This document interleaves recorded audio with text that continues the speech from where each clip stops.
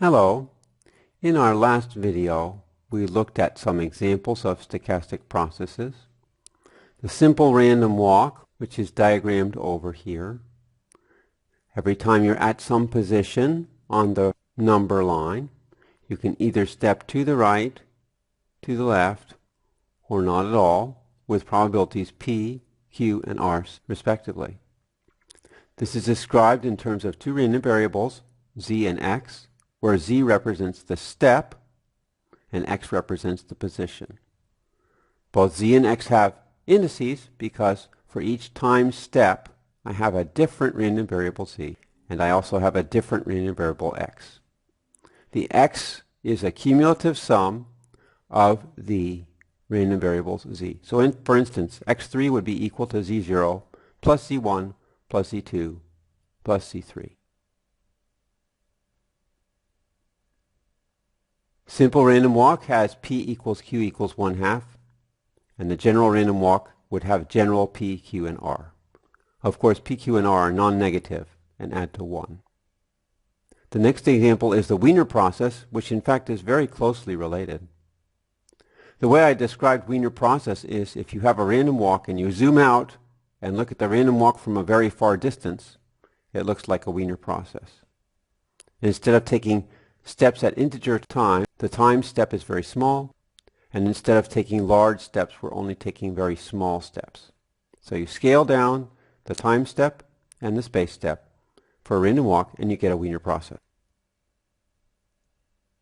These are both examples of Markov processes. Markov process says that the future depends only on the present. As you see here, the cumulative distribution of the random variable xt, depending on the value of x at previous times, only depends on the value of x at the most recent time. Whatever happened previously does not directly affect the future value of the chain. And I gave an example from physics. If you have a motion of a particle like a cannonball or an atomic particle, its future motion doesn't depend on where it came from. It only depends on the current position and velocity. So that's Markov process. Stochastic processes can be classified depending on whether the time variable or the space variable is continuous or discrete. There are 4 possibilities. We'll be looking at 2 possibilities, number 1 and number 3. Number 1 in this chapter, number 3 in chapter 2. So let's move on to Markov chain. Markov chain is discrete in time and space.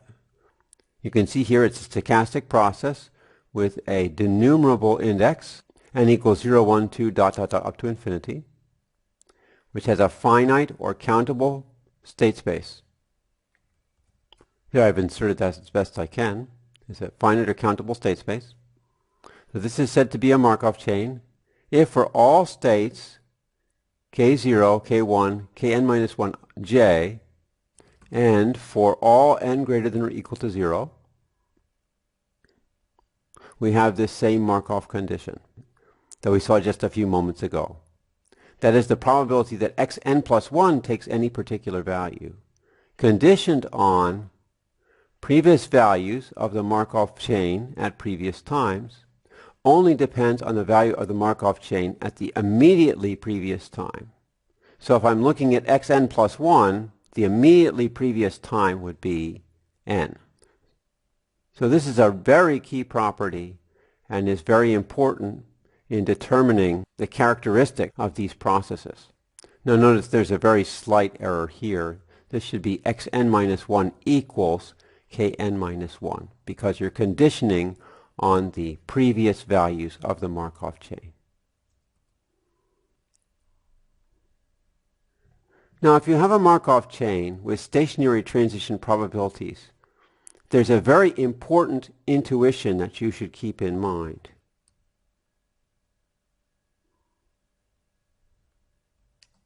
A Markov chain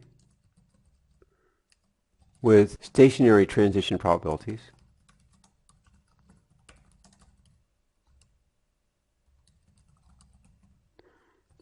has the property that whenever any state j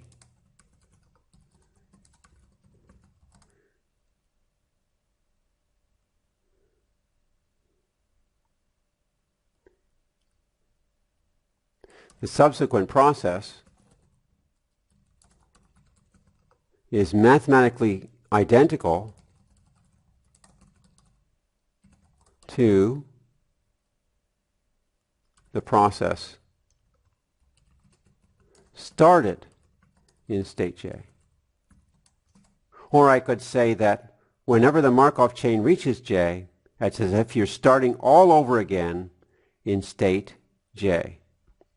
It doesn't matter what's happened previously, it's the same situation. You can draw the same conclusions, and they're the same relationships between Markov chain sequences. In this book, we shall only consider Markov chains with stationary transition probabilities. And first, we will look at finite Markov chains.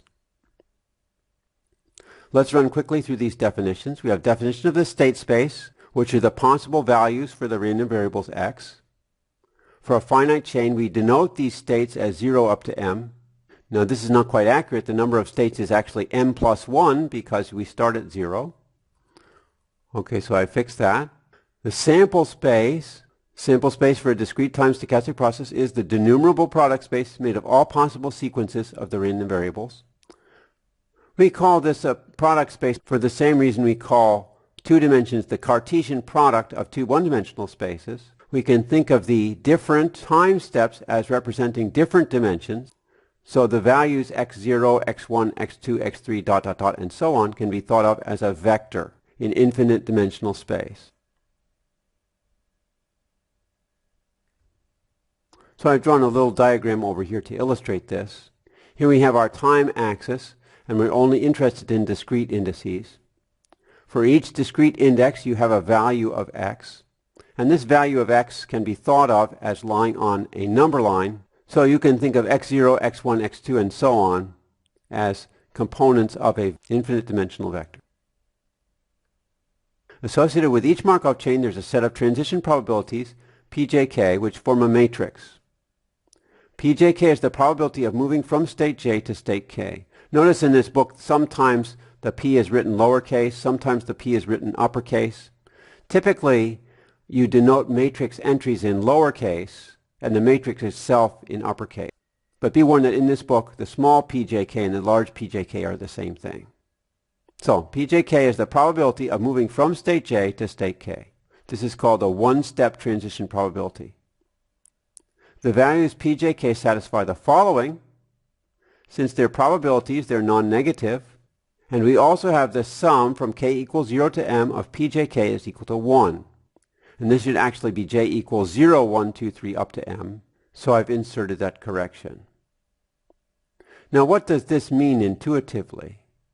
Pjk is the probability of moving from state j to state k, as you can see up here. Pjk is the probability that the next time step is k, given the previous time step is j. So I move from state j to state k. All this is saying is that from state j, I have to move to one of these m plus 1 states. The chain doesn't simply vanish. It could move to the same state, it could move to a different state, but it has to move to a state. So the probability it moves to some state must be 1. And that's the sum of the different probabilities. Why is it the sum? Because moving to different states are different disjoint possibilities. So if a set of possibilities make up all possible possibilities, and the possibilities are disjoint, then the sum of the probabilities of those possibilities is 1. So I said in words here, the sum of probabilities of moving from state j to state k for all possible states k. The sum is 1 because the chain has to move somewhere. Now notice that if you arrange P in a matrix, this is the sum of the jth row of the matrix, because the first index is the row index, the second index is the column index. Now we see the matrix down here. The matrix is indicated by a P with 2 underlines. The 2 underlines denote that there are 2 separate dimensions. And you can see here that PJK is the jth row and the kth column. The row and column indices begin with 0, so this is the 0th row, 1st row, etc. This is the 0th column, 1st column, etc. Now you should think of the rows as the from states and the columns as the to states. PJK is going from state J to state K. So P1M, for instance, is the probability of moving from state 1 to state M. This matrix P is called the one-step transition matrix. Now down below there are several examples of specific Markov chains. So here's a verbal description, and then it's translated into mathematics. Notice here he talks about absorbing state. This has an intuitive meaning.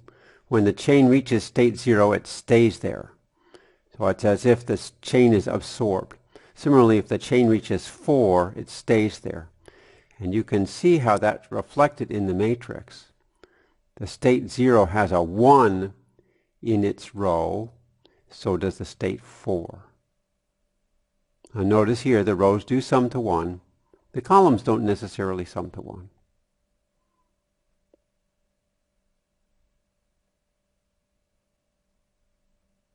Another example with electric light bulbs. Another example with black and white balls. So what he shows here is one possible transition of this Markov chain. I'll leave you to read the details.